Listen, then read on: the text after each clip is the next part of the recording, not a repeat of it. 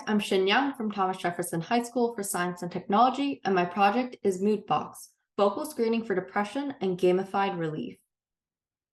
Some things about myself are that I'm a junior with an interest in biomedical informatics and biomedical engineering. I participate in the National Biology Olympiad each year and actively teach advanced biology to underclassmen at my school in preparation for the annual contest. I also lead Tomorrow's Woman in Science and Technology, where I organize a STEM activity fair for youths, and it's called Tech Extravaganza. And through this club, as you could tell by the name, I also promote female engagement in STEM. Before I explain my project, I want to give you some background information about my topic. So 1 in 4 people around the world suffer from a mental disorder, and the largest contributor is depression, a mental health disorder that affects over 280 million people worldwide and is the leading cause of disability. For teens, it is also the leading cause of death.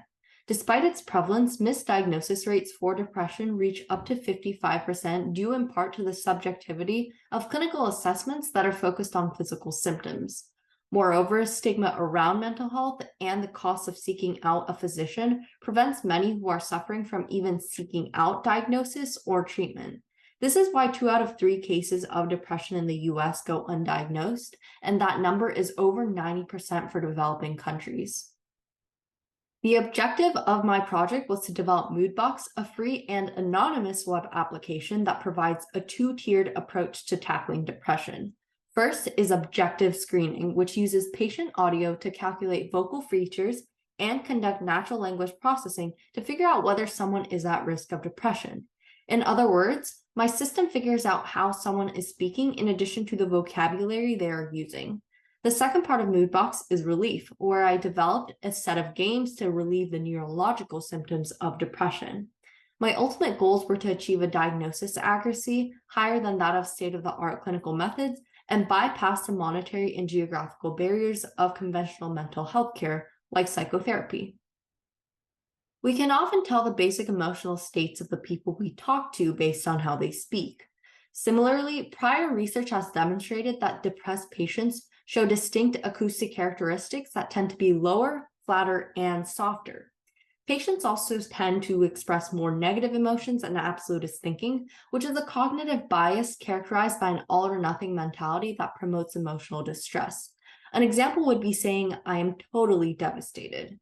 Surprisingly enough, studies have found casual gaming to be successful in not only distracting users from negative rumination, but also stimulating the brain's reward pathways, which process goals and motivation, and the hippocampus, which is responsible for memory and learning.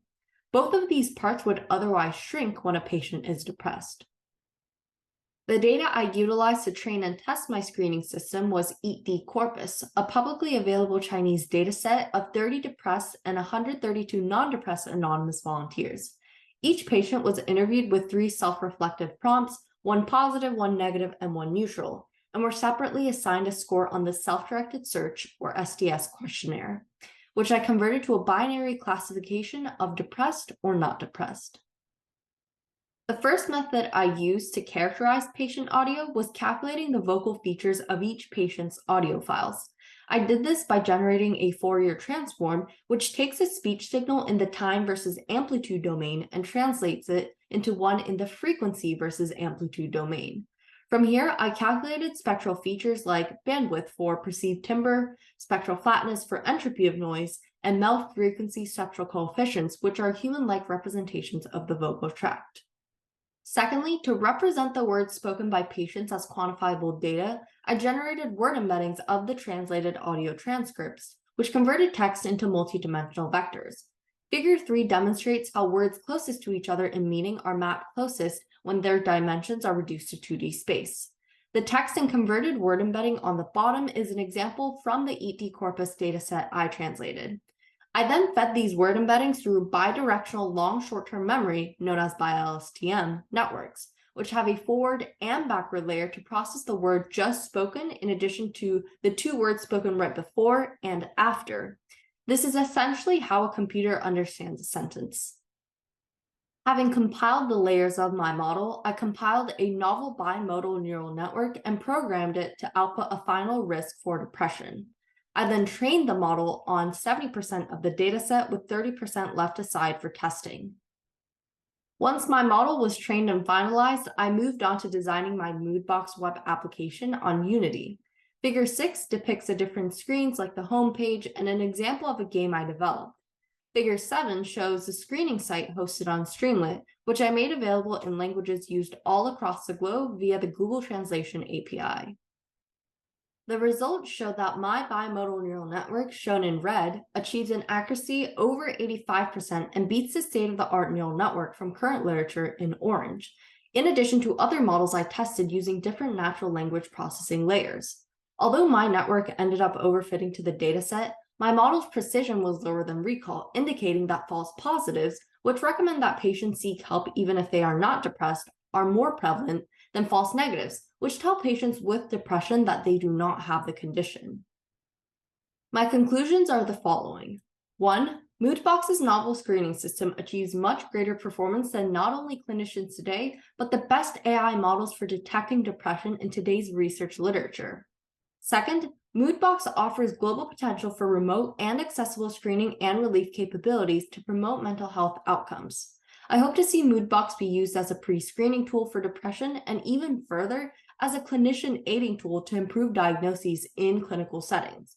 I also wish to tear down the heavy stigma surrounding mental health by making MoodBox implemented or publicly available in school student services and work settings.